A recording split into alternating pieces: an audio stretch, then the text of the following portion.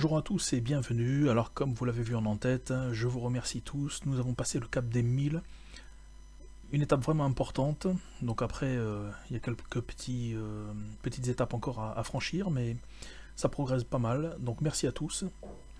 Et j'en profite pour passer un petit bonjour à Manon qui s'est abonné récemment et qui nous vient du Québec. Voilà, donc je vous remercie tous. Et on va attaquer ce nouveau tuto. Par une question qui revient assez souvent, en fin de compte, beaucoup ont des problèmes avec l'acrylique. Donc l'acrylique ne se travaille bien sûr pas du tout comme l'huile. Ici je suis en train de vous le montrer, donc là j'utilise l'acrylique simplement avec de l'eau. Donc l'inconvénient de l'acrylique, c'est le temps de séchage. Donc si on l'utilise tel quel avec de l'eau, voilà, ça sèche assez rapidement, on ne peut pas trop le retravailler. Ici je vous montre juste donc rapidement l'utilisation classique. On va voir que cette partie là va sécher très rapidement.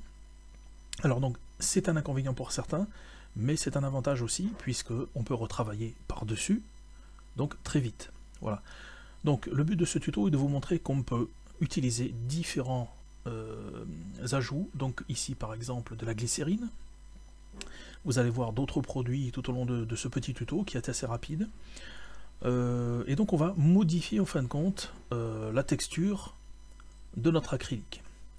Donc là je prends, alors j'ai utilisé volontairement la même couleur d'un bout à l'autre et je travaille sur un panneau. Vous voyez, il y a déjà eu un exercice de fait dessus. Pourquoi? Parce qu'on va pouvoir voir ensuite si ça couvre bien ou pas, et les avantages et les inconvénients donc de modifier l'acrylique. Donc première étape, dans la petite dose de peinture que j'ai mis ici, voilà, je rajoute 2 gouttes de glycérine et je mélange. Donc le mélange, suivant la qualité de votre acrylique, va se faire plus ou moins bien. Alors ça c'est assez variable, donc là je ne peux pas vous donner une indication précise. Le tout est voilà, que votre mélange devienne homogène.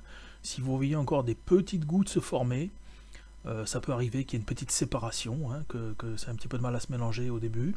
Bon, moi j'ai pas ce problème avec la peinture acrylique que j'utilise, mais voilà, c'est possible que vous puissiez rencontrer ce problème. Peu importe, vous continuez à mélanger, et une fois que c'est mélangé, vous allez pouvoir utiliser votre peinture à acrylique, qui va être donc modifiée.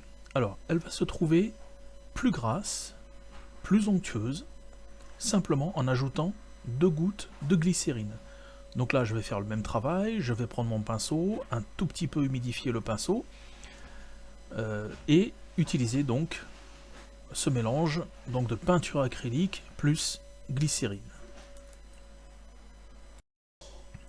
Et pour vous expliquer réellement ce que je fais, donc moi j'utilise en fin de compte tout ce que je vais vous montrer suivant le résultat en fin de compte attendu. Voilà.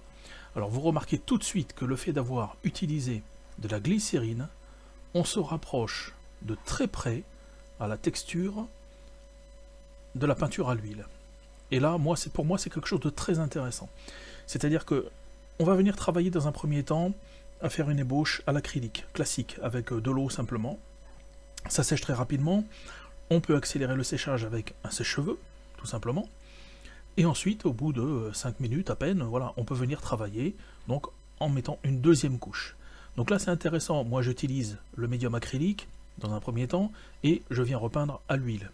C'est un procédé que j'utilise très souvent. Là on peut très bien faire la même chose, on utilise déjà l'acrylique à l'eau, on laisse sécher et ensuite on vient rajouter donc la glycérine dans notre mélange et on obtient une texture donc plus pâteuse, plus épaisse et plus couvrante également. Alors c'est surprenant, mais vous voyez bien que quand j'ai fait mon premier essai avec de l'eau, la peinture est claire. Alors petite parenthèse, là j'utilise maintenant du Liquitex, et là j'utilise un gel mat, voilà, que je vais ajouter à la prochaine peinture. Donc le deuxième essai où j'ai rajouté la glycérine, voilà, on voit que c'est beaucoup plus couvrant, voilà, c'est vraiment intéressant, la couleur est vive, et donc je peux la travailler comme de l'huile.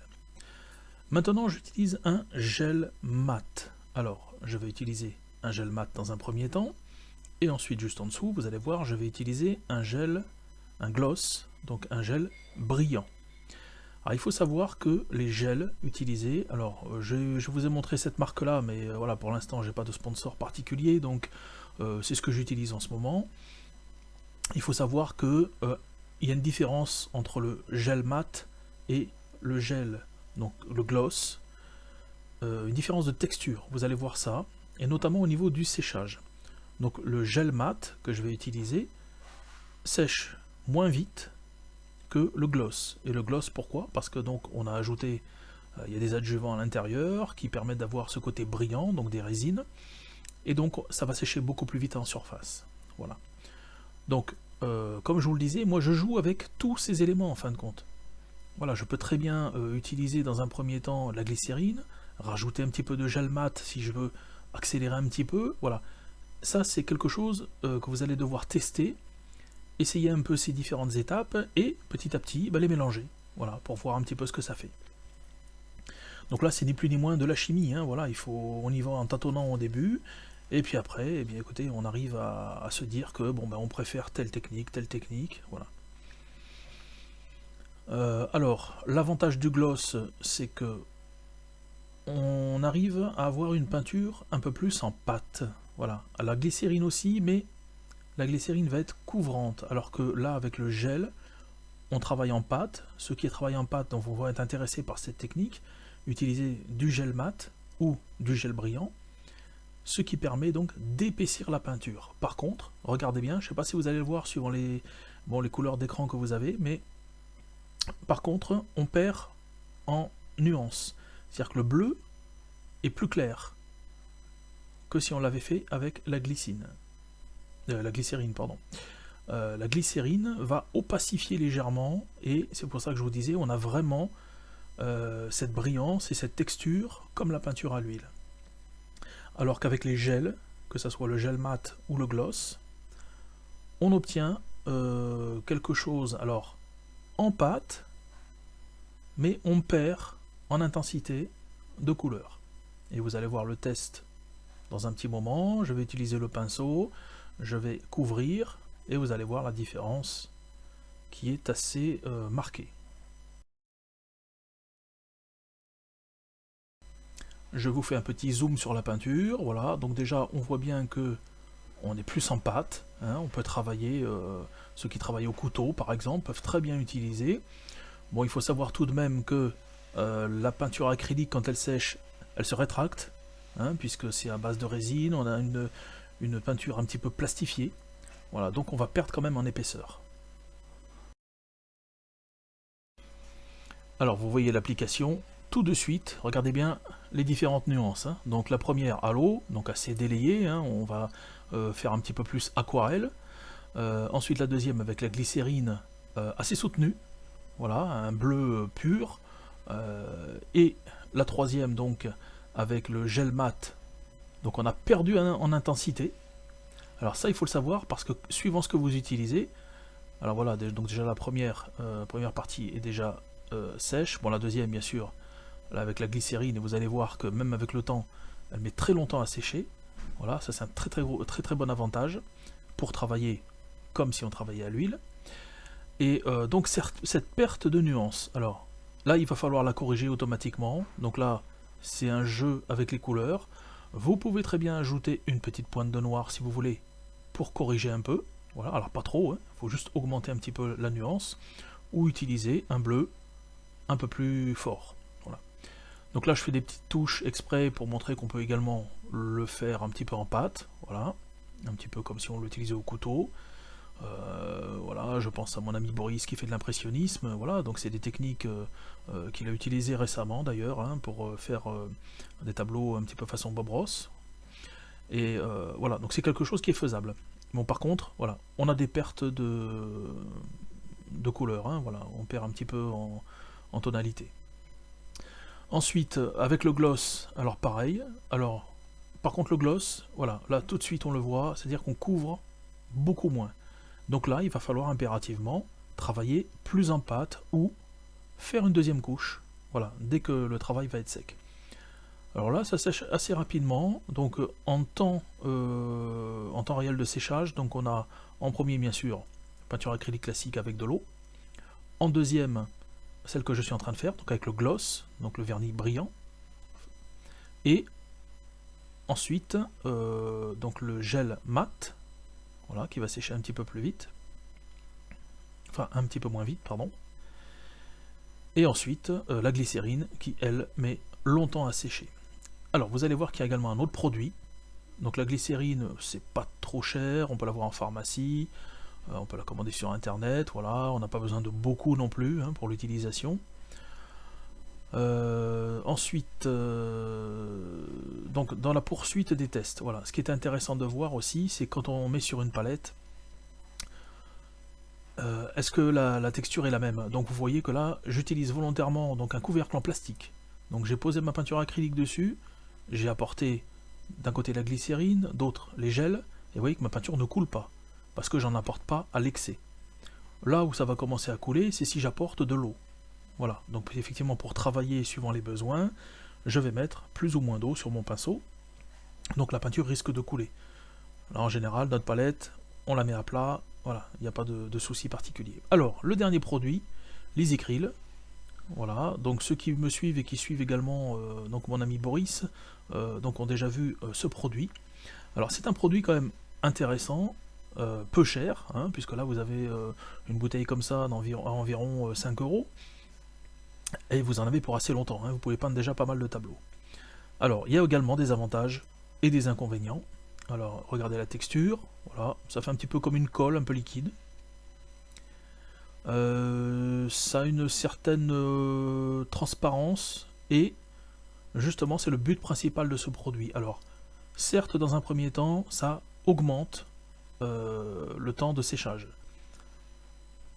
donc votre peinture va sécher moins vite. Par contre le but réel de ce produit, l'Easycryl, c'est d'apporter une certaine transparence à la peinture. Donc plus vous allez doser, plus vous allez mettre, là on le voit tout de suite, hein, regardez, on a une transparence, donc on a une perte de couleur automatiquement. Alors ça dépend aussi de la qualité de votre peinture, mais en règle générale, on perd un peu également donc de la nuance. Par contre, c'est agréable à poser, c'est assez fluide, c'est onctueux. Vous voyez qu'on perd moins en tonalité quand même qu'avec les gels, que ce soit le gel mat ou le gloss. Donc c'est déjà une bonne utilisation. Si vous ne trouvez pas de glycérine, vous pouvez trouver donc l'Easycryl assez facilement dans les magasins de bricolage. Donc c'est intéressant. Voilà, on a une onctuosité. Par contre, on est nettement moins en pâte qu'avec la glycérine. Voilà, donc genre, je commence à orienter un petit peu mes choix, c'est-à-dire que dans un premier temps, moi je préfère nettement la glycérine, parce qu'on peut le travailler comme à l'huile, et on ne perd pas de tonalité. L'Easycryl est très intéressant parce qu'on a une certaine fluidité, ça couvre bien, on a une bonne accroche, on n'a pas trop de transparence, mais on va travailler beaucoup moins en pâte. Voilà. Alors maintenant le test, voilà, que j'avais fait avant, ça c'est avec le gloss, voilà. Ça reste quand même hein, un petit peu utilisable. Avec l'Easycryl, je fais tout de suite le test du pochage. Voilà, pour voir si on peut le travailler un petit peu comme à l'huile, faire un petit pochage. Bon, mon support n'est pas idéal, mais voilà, ça vous montre qu'on peut quand même le travailler. Alors que si vous le faites avec de l'acrylique sans rien ajouter, à moins de le délayer fortement à l'eau, vous aurez du mal à faire un beau dégradé. Il faut savoir que je suis en train de faire un tableau que je vous montrerai prochainement où j'ai fait un dégradé, puisque dans mes vidéos vous avez déjà, pour ceux qui me suivent, vous avez vu que pour faire un ciel, pour ensuite faire les nuages, je fais un dégradé au pochoir, un gros pochoir, et donc j'utilise principalement de l'huile. Et il faut savoir qu'avec la technique que je suis en train de vous montrer, que ce soit avec l'Easycryl ou avec la glycérine, je peux faire des dégradés aussi beaux qu'à l'huile. Voilà. Alors, j'ai répondu il y a quelque temps à cette question concernant est-ce qu'on pouvait faire donc le genre de travail, les dégradés pour le ciel, les nuages, à l'acrylique. On peut. Ceux qui disent qu'on ne peut pas, c'est qu'ils n'ont pas assez d'informations, voilà, ou qu'ils ont été peut-être mal renseignés. Il faut savoir qu'il y a des produits du commerce, donc les deux du milieu que j'ai utilisés, donc les gloss et le gel, qui ont des avantages, mais qui ont aussi des inconvénients, alors qu'avec des produits de base, peu chers, on peut réussir à avoir donc des résultats intéressants. Alors j'utilise ici donc un gros pinceau, voilà, là c'est pour voir un petit peu la transparence. Donc là c'est la peinture avec la glycérine, elle est couvrante. Ah non pardon, si, oui c'est bien la glycérine. Voilà, donc elle est assez couvrante, on pourrait l'utiliser plus en pâte, mais ça permet, alors un très gros avantage pour moi, et peut-être pour ceux qui ont l'habitude de faire des glacis en peinture à l'huile, donc la superposition de couches et de couleurs, donc on peut très bien le faire également à l'acrylique. La seule chose à faire, et exactement la même qu'avec les glacis à l'huile, c'est qu'il va falloir donc respecter le temps de séchage.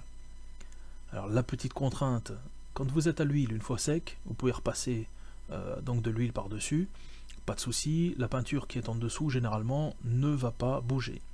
À l'acrylique, étant donné qu'on rapporte sur une couche sèche, on rapporte un petit peu d'humidité, suivant la qualité de votre peinture, malheureusement on peut avoir des parties qui s'enlèvent.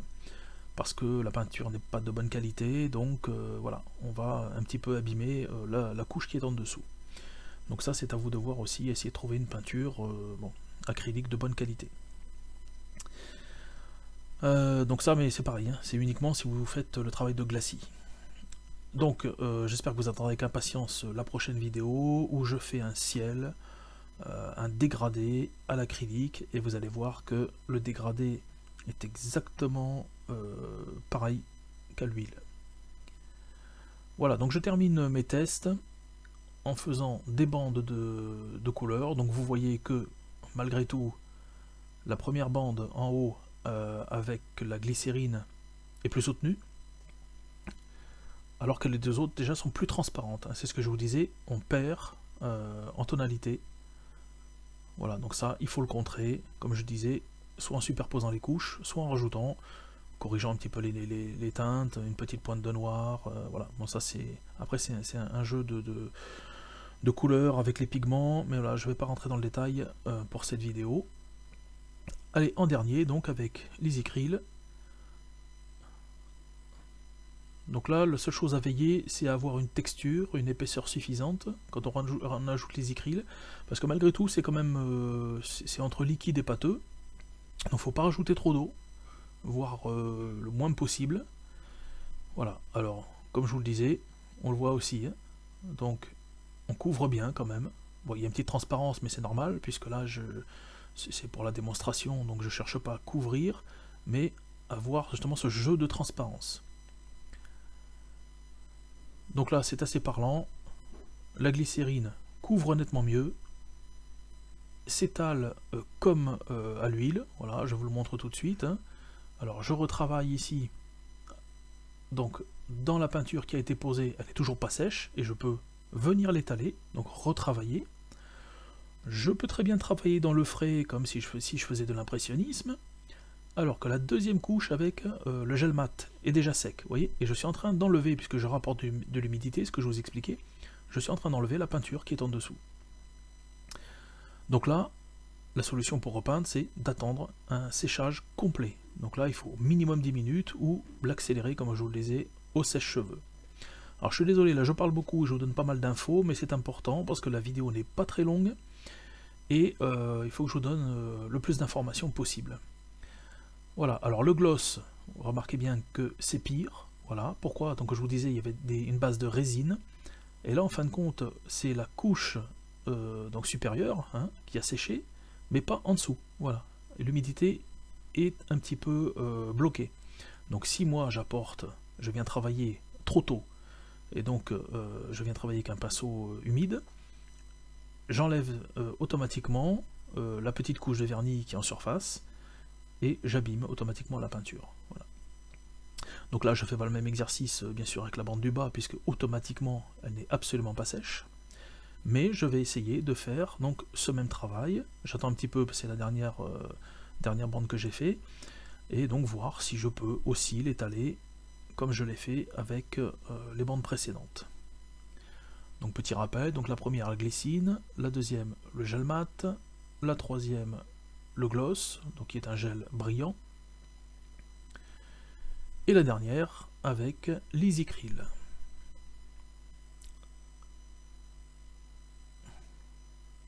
Alors je ne sais pas si vous êtes comme moi, mais au niveau qualité, donc je préfère bien sûr la glycérine et l'EasyCryl. Alors là, on remarque tout de même que, voilà, alors j'arrive à retravailler, mais on a un peu plus de traînée, voilà, il faut revenir quand même sur le travail, ça accroche un petit peu plus, on va dire. Alors, je ne vais pas parler ni d'avantages ni d'inconvénients, comme vous l'aurez peut-être remarqué. Là, c'est à chacun de se dire, bah, ça c'est un avantage pour moi, ça c'est un inconvénient. Moi, ce que je vous montre, c'est l'utilisation de l'acrylique. L'acrylique, on a assez souvent, malheureusement, les gens apprennent qu'on prend de l'acrylique, on prend un petit pot avec de l'eau, et puis voilà, c'est parti. Non, voilà, c'est ce qu'on apprend à l'école. Donc voilà.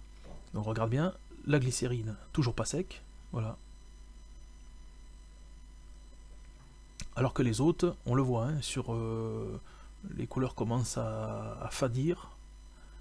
Voilà, et donc il y a des parties qui sont déjà sèches. Voilà, là c'est sec aussi.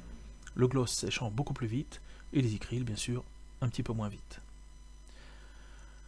Donc pour un petit résumé, si j'ai le temps, donc la glycérine pour moi, c'est ce qu'il y a de mieux si vous voulez vraiment travailler comme à l'huile.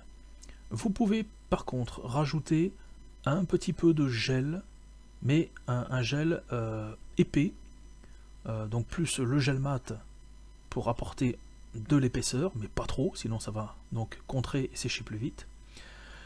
Donc les gels acryliques et le gloss, c'est intéressant si vous voulez que votre peinture sèche quand même relativement vite, donc là ça reste un travail à l'acrylique. Et maintenant le mieux serait d'utiliser d'une part la glycérine et d'ajouter de l'EasyCryl. Et là on va jouer uniquement sur la texture de la peinture. Puisqu'on a vu qu'avec la glycérine, on a un bon travail en pâte, comme l'huile, l'EasyCryl un petit peu plus liquide et un petit peu plus de transparence, donc là ça va être utile pour faire des glacis. C'est ce que je suis en train de vous montrer. Donc là je suis en train de couvrir une partie, on voit bien la transparence, par contre j'ai teinté comme un glacis à l'huile. Voilà, donc vous pouvez faire un travail de préparation, un dessin, et vous travaillez en glacis exactement comme vous le feriez à l'huile. Voilà pour cette démonstration donc, qui se termine. J'espère avoir répondu à pas mal d'interrogations de la part de certains. Voilà, vous voyez que je peux venir retravailler, j'ai attendu un tout petit peu, je peux revenir travailler dessus, et donc je vais faire ce travail de glacis tellement intéressant à l'huile, et que beaucoup ne font pas, parce qu'ils ne connaissent pas l'utilisation de l'acrylique. Et par contre, si je rajoute avec un pinceau un petit peu humide, vous voyez que je continue à travailler dans le frais. Voilà, donc c'est magique l'acrylique. On a donc bien des avantages à l'huile, l'inconvénient c'est que ça sèche pas assez vite, et l'acrylique, soi-disant ça sèche trop vite, mais on peut très bien le contrer. Je termine en vous montrant donc maintenant ça a séché, hein, j'ai attendu un petit peu, donc à l'eau c'est déjà sec. Avec le gloss, le gel mat c'est sec. Avec le gloss c'est sec. Avec la glycérine, toujours pas. Voilà, et ça fait 10 minutes. Et ensuite, bien sûr, il y a la dernière partie, donc qui est avec l'EasyCryl, qui, elle, par contre, a séché un petit peu plus rapidement. Voilà. Donc je termine là-dessus. Merci à tous. Je vous dis à très bientôt pour cette nouvelle œuvre que je suis en train de faire. Un petit décor, voilà. Donc je n'en parle pas plus. Et simplement, donc, je vous verrai l'utilisation de l'acrylique, donc une application du cours que je vous ai donné, hein, ni plus ni moins. Et vous verrez ça dans pas longtemps. Je vous dis à très bientôt et une bonne journée à tous.